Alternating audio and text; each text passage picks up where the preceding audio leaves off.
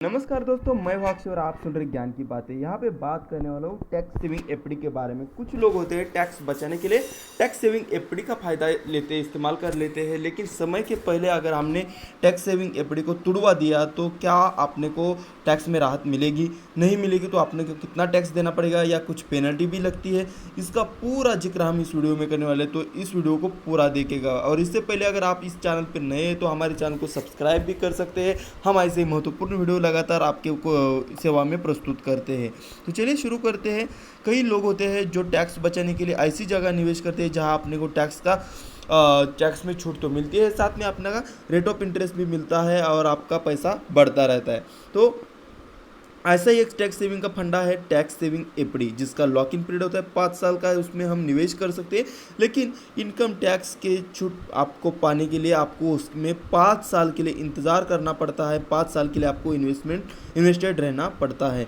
इससे पहले अगर आप पैसा निकालते हैं तो आपको टैक्स में छूट का लाभ नहीं मिलेगा। हमको उसके ऊपर सद्य स्थिति में जितना टैक्स है उसके हिसाब से टैक्स देना पड़ेगा। तो चलिए इस वीडियो में देखते हैं टैक्स सेविंग एफडी क्या होता है, टैक्स एटीसी क्या होता है, कितना टैक्स बचता है और कितना टैक्स उसको अगर समय से पहले मैच्योरिटी से पहले तोड़ते हैं तो कितना टैक्स देना पड़ेगा। तो पहले देखते हैं क्या होता है टैक्स सेविंग एफडी। 5 साल वाली एफडी होती है जो टैक्स सेविंग एफडी नाम से कहा जाता है। और अगर हम एटीसी के अंडर इस एफडी में 1.5 लाख रुपए तक पैसा डालते हैं तो अपने को 1.5 लाख रुपए तक टैक्स नहीं देना पड़ता है। सभी बैंकों में आपको टैक्स सेविंग एफडी ऑफर की जाती है, पोस्ट ऑफिस में ऑफर की जाती है, लेकिन अगर आपने टैक्स बचाने के हिसाब से इस एफडी को किया था और 5 साल के पहले ही उसको तोड़ दिया तो आपने इस साल योजना तो देखते हैं कितना अपने ऊपर टैक्स देना पड़ेगा। तो आपने जिस साल इन योजनाओं में निवेश किया उस साल आपने आयकर कानून एटीसी के तहत 1.5 लाख रुपए तक का हम छूट पा सकते हैं। सपोज इस साल में हमने 1.5 लाख रुपए का छूट पाने के लिए 1.5 लाख रुपए का इन्वेस्टमेंट किया तो 1.5 लाख रुपए का हम टैक्स के ऊपर छूट पा सकते हैं। यदि आप इसे मैच्योर होने के लिए 5 साल का हमको वेट करना पड़ता है। अगर हमने उसके पहले ही उसको निकाला, जिस साल हम उसको निकालेंगे उस रकम आपके इनकम में जोड़ दी। अगर मैंने अगले साल उसको तोड़ दिया तो अगले साल का मेरा जो इनकम होगा उस इनकम में उसको जोड़ दिया जाएगा। साथ में उसके ऊपर जो मैंने इंटरेस्ट कमाया है, ब्याज कमाया है, उसको भी हमारे इनकम में जोड़ दिया जाएगा और सभी राशि को हमारे टैक्स वाले स्लैब से हिसाब से टैक्स उसके ऊपर पड़ेगा। तो चलिए उदाहरण के तहत समझते हैं। थोड़ा सा डिफिकल्ट हो गया होगा आपको समझने के लिए। मान लीजिए 2019 में फाइनेंशियल ईयर की बात करें तो 2019-20 में आपने टैक्स सेविंग एफडी में लगभग 1.5 लाख रुपए डाल दिए थे, तो आपको उसमें टैक्स का छूट तो मिला।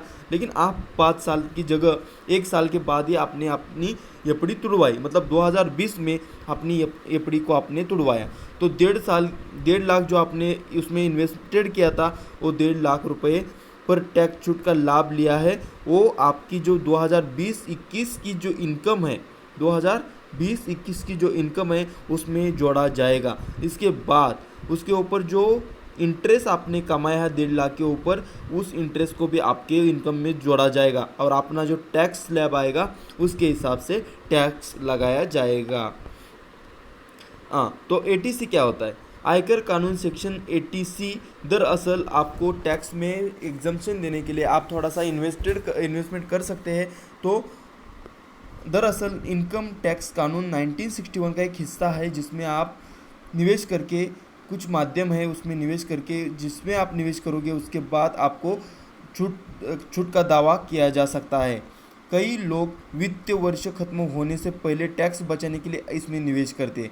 आयकर अधिनियम के तहत धारा 86 के तहत आप कुल 1.5 लाख रुपए का उसमें इन्वेस्टमेंट करके उसका आप टैक्स बचा सकते हैं। आसान भाषा में आप समझे, आप धारा 86 के अंडर कुल अपने आय से 1.5 लाख रुपए तक इन्वेस्टमेंट कर सकते हैं। तो ये पूरी जानकारी थी आपको कितना टैक्स सेविंग एफडी अगर आप मैच्योरिटी से पहले तुड़वाते हैं तो आपको कितना टैक्स देना पड़ेगा।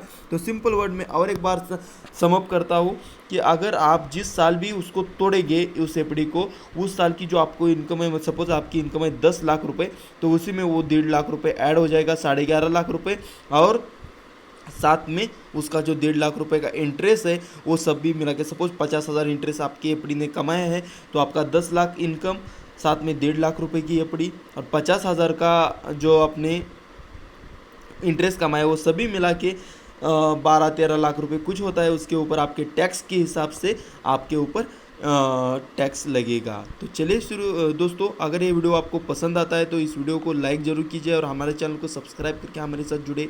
आगे मिलेंगे नए महत्वपूर्ण वीडियो में, तब तक के लिए बाय बाय।